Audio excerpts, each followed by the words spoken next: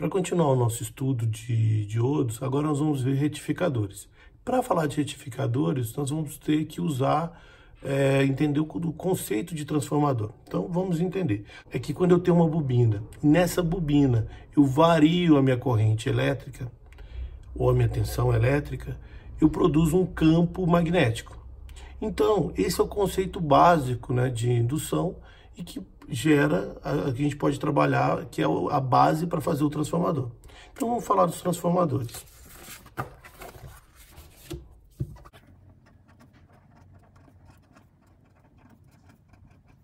Então, basicamente, o transformador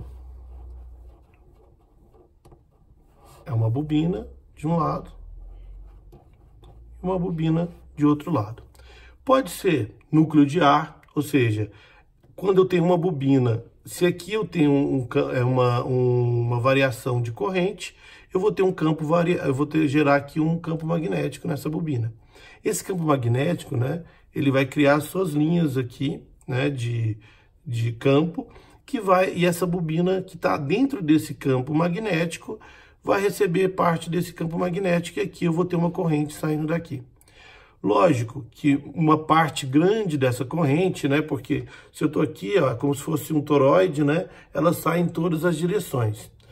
Para aproveitar melhor esse campo, a gente geralmente coloca um núcleo aqui, ó. Esse núcleo pode ser de chapa de ferro, por exemplo, esse transformador que eu tenho aqui são com chapas de ferro, né, que eu tenho aqui, tá vendo?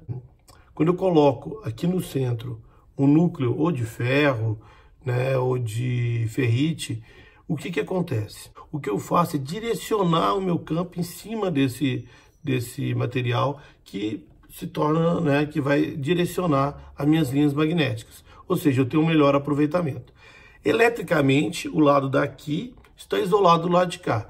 Esse transporte aqui, ó, daqui para cá, esses fios aqui são isolados, são invernizados, tanto esse quanto esse, porque eu não quero contato, não existe contato elétrico desse lado com esse lado. O que conecta um lado no outro é o lado magnético. Os transformadores, eu tenho uma infinidade, né? Eu tenho um transformador que a gente chama ele de chaveador. O chaveador, o núcleo dele é de ferrite.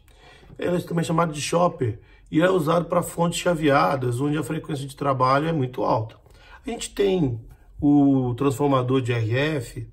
O de RF são transformadores que têm poucas bobinas, eles são usados muito em rádios, tanto para me ajustar a frequência, como para calibrar. Então, é o transformador de RF.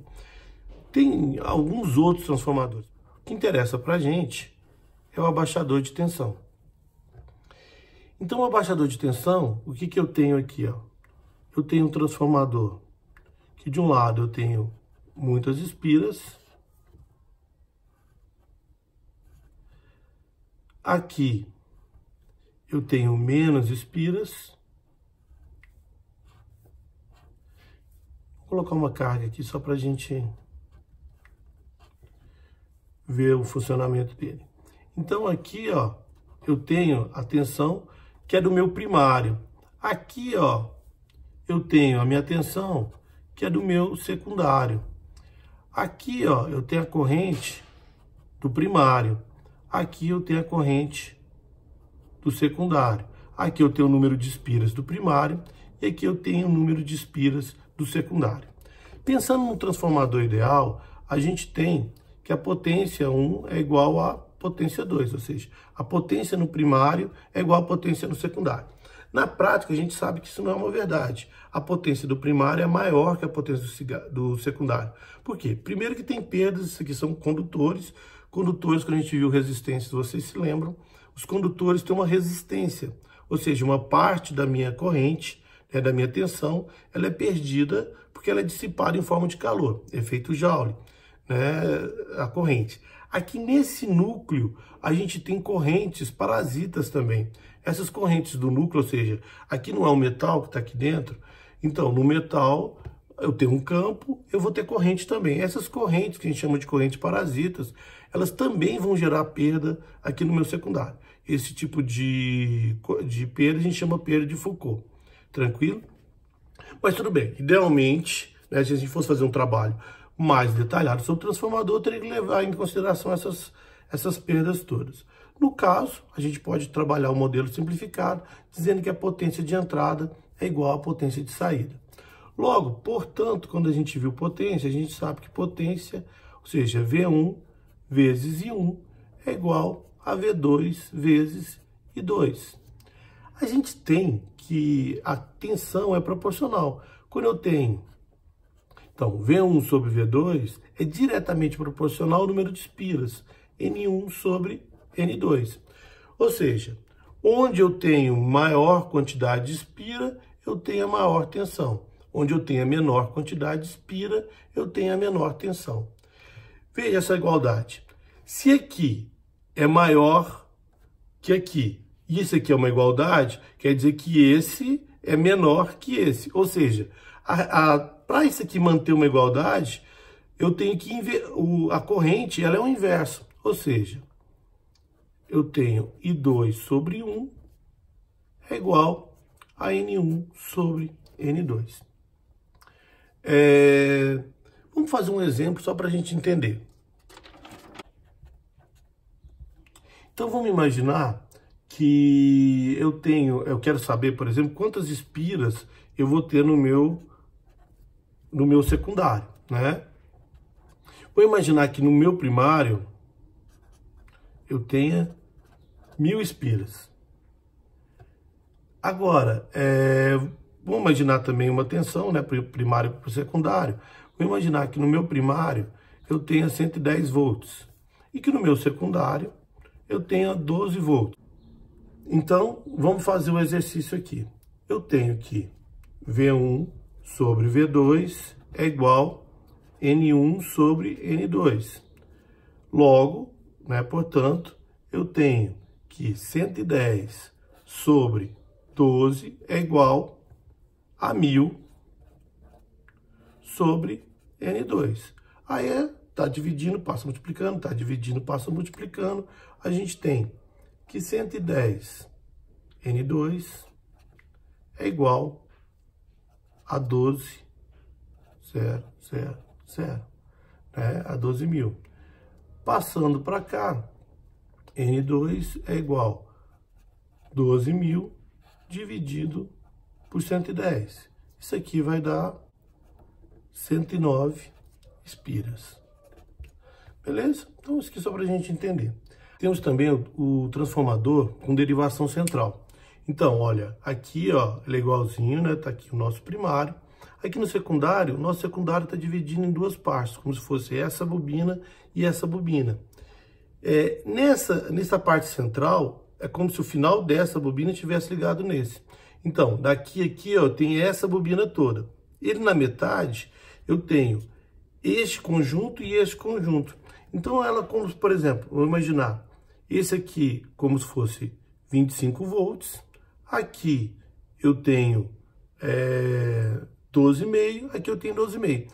E com essa montagem aqui, as minhas ondas ainda ficam defasadas, ou seja, essa está nesse sentido e essa está nesse sentido. Ó, só vou mostrar um aqui com tapo central. Ó, aqui em Brasília é 220. Então, ele também, nesse caso aqui, ele tem um tapo central também na entrada, ó. Então, ó, a minha tomada é 220, ou seja, daqui a aqui eu ligaria 220, ó. Se eu tivesse uma tensão de 110, eu poderia ligar aqui ou ligar aqui, ó. Né? Aqui ou aqui. Então, se no resto do Brasil, onde é 110, eu ligaria aqui ou ligaria aqui. Do lado de cá, eu tenho o meu secundário, ó. Daqui ao centro, eu teria 12,5. Do centro até aqui, eu teria 12,5. Daqui a aqui, eu teria os 25 volts. Vamos ver como é que funciona. Vamos pegar aqui, ó, só para a gente medir aqui, ó. Então, eu vou colocar aqui no central. Deixa eu diminuir o tempo aqui. Só para a gente ver a onda. Então, ó, a onda, e tá dando aqui, ó, 12 volts, ó, 12,7, né? Aí eu pego pro lado de cá, ó. ó, 12,92. Então, daqui para lá e de lá para cá, né? Vou chegar mais perto aqui, ó. Então, 12,7, 12,93. E se eu pegar nas duas extremidades, ou seja, se eu pegar ele inteiriço aqui, ó. Olha lá, ó, 25,72. Então, e aí a frequência, ó, 60 Hz, né? 59 Hz, 60 Hz. Tranquilo? Então, entenderam? Ó? Aqui, daqui para cá, 12,5, daqui para cá, 12,5, aqui, 25. Aqui, se eu pegar nas duas extremidades, eu ligo 220. Se eu ligar entre o centro e uma, por exemplo, se a minha tensão fosse um local que fosse 110, eu ligaria daqui e daqui. Então, o funcionamento do transformador é esse. Esse é o transformador que a gente vai utilizar para a gente continuar os nossos experimentos com diodos para fazer retificadores. Espero que tenha entendido. Até a próxima aula.